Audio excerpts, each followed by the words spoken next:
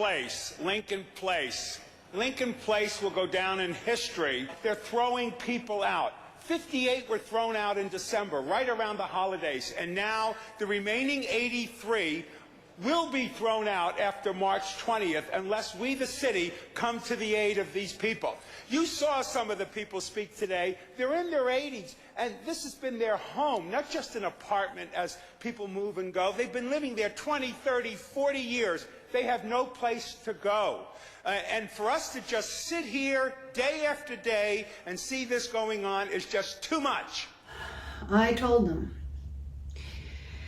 they'd have to carry me out in a pine coffin made for the occasion. I'm not leaving Lincoln Place.